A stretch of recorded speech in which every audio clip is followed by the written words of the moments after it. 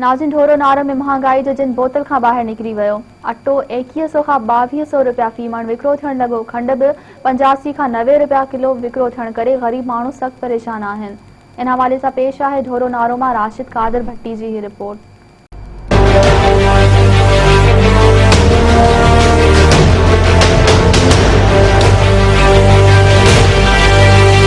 जी नाजरीन, ढोरो नारो में महंगाई जो जिन बोतल का बाहर निकली चुको है। अटे जो रेट 2100 का 2200 रुपया फी मण विकामण लगो है। खंड 80 का 90 रुपया थी चुकी है। गरीब मानू महंगाई का परेशान अची चुका है। उन हवाले से अचो तो वधीक उन्हनि सां ॻाल्हि ॿोल कयूं।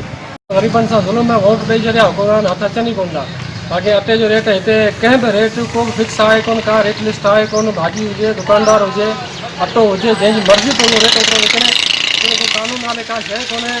2200 जे अंदरि चेकिंग मिले थो असांखे। असीं नंढा दुकानदार आहियूं। असां वटि अटे जे हिसाब सां रेट 2100-2200 रुपया हले थो मण। ऐं खंड जेका आहे 4150 रुपया। कल्ह जी मार्केट 19 तारीख़ में 4150 जी आहे। 83 रुपया फुल जी ख़रीद। महांगाई बिना ओज ते आहे। असीं नंढा दुकानदार जेके आहियूं उन्हनि जे हिसाब सां असांखे जेका हिकिड़ो कटो वठण वारा आहियूं, हलण वारा इहे जेके माण्हू आहिनि, उन्हनि जे तमामु महांगाई दुकार थर जा माण्हू असां वटि हींअर उहे तमामु रेडियूं था कनि महांगाई जे बारे में।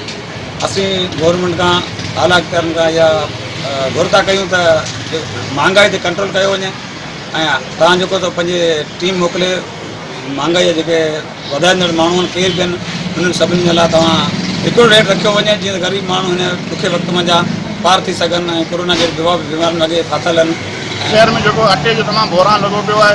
अटे चक्की मालिक वारा चवन था असांखे गवर्नमेंट वारा ये गुदाम वारा कणक किछू कोन था कनि। बाक़ी इन जी हक़ीक़त है। हिते जंहिं वटि बि कणक स्टॉक थियल है वो तक़रीबन 2100 खां 2200 रुपये जो कटो ॾे थो 50 किले जो। चक्की वारनि जो बि ॾोह कोन्हे। असीं सिंध गवर्नमेंट खां इहो मुतालबो कयूं था त महिरबानी करे अटे जी जेको आहे वो रेट घटि कयो वञे। ऐं हिते जी आवाम खे शुद्ध मानी वेले जी मानी बि मिली वञे। ऐं ढोरो नारे शहर में ई छा तक़रीबन हर सिंध में हर शइ जो बोरान लॻो पियो। खंड जेको आहे उहो तक़रीबन 80 रुपए खां 90 रुपया विकिरो थिए पई। हर शइ जो बोरान लॻो पियो। हिकिड़ो माण्हू किरोना में मुब्तला आहे। ऐं ॿियो त हिन जेको आहे महांगाई जेको माण्हुनि जी सेहत थींदी करे छॾी आहे। सिंध गवर्नमेंट खां मुतालबो था कयूं त महिरबानी करे हिन महांगाई ख़तमु करे ग़रीब खे ॿिनि महीननि वेलनि जी मानी ॾिनी वञे। ओड़ा माण्हू बच्चा नंढा वीचारा कमाइण वारा के पूरी नथी थिए। महांगाई लॻी पई। 90 रुपया खंड जो पूरो चाह जो बसर खणी मोगा 40-50 रुपया लॻा पिया। हाणे खीर 25 रुपया पाव लॻो पियो आहे। असीं कहिड़े पासे ग़रीब वञूं? हा बुख विया मर हिकु टाइम खाऊं त हिकु टाइम राति जो सुता पिया आहियूं। नंढा नंढा बच्चा रोइनि था। अलाह को पूरी करे। असां में त पहुचो कोन्हे। अलाह साईं तो पाए। जीअं महांगाई त पूरे पाकिस्तान में आहे, पर ॾिठो वञे त ढोरो नारे में असां वटि हींअर अटो 2200 रुपया मण विकिरो थिए थो। ऐं उन खां पोइ खंड उहा बि 80 खां 90 ताईं।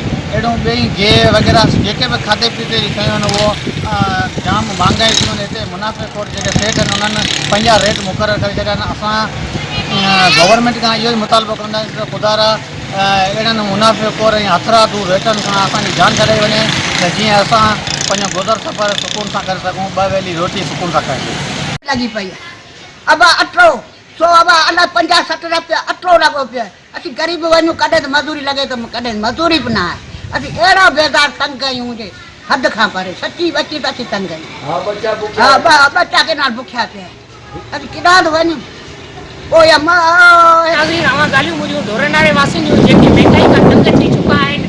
अटे जो बोरान वधी वियो आहे। अटो तमामु महांगो विकामण लॻो आहे। 2100 खां 2200 रुपया अटे जो रेट थी चुको आहे। खंड बि ॾाढी महांगी थी चुकी आहे। ग़रीब मज़दूरी कंदड़ माण्हू 2 वेलनि जी मानी लाइ परेशान थी चुका आहिनि। उन्हनि चूंडियल नुमाइंदनि बि आला इख़्तियारनि ऑफिसरनि खां इहो ई मुतालबो कयो आहे त मुनाफ़े खोर वापारियुनि ख़िलाफ़ कार्रवाई करे रेट खे काबू में आंदो वञे ऐं उन्हनि सां आसानी कई वञे जीअं 2 वेलनि जी मानी सुकून सां खाई सघनि। कैमरामैन हारिस बिन जावेद सां गॾु राशिद कादर भट्टी, मेहरान TV न्यूज़।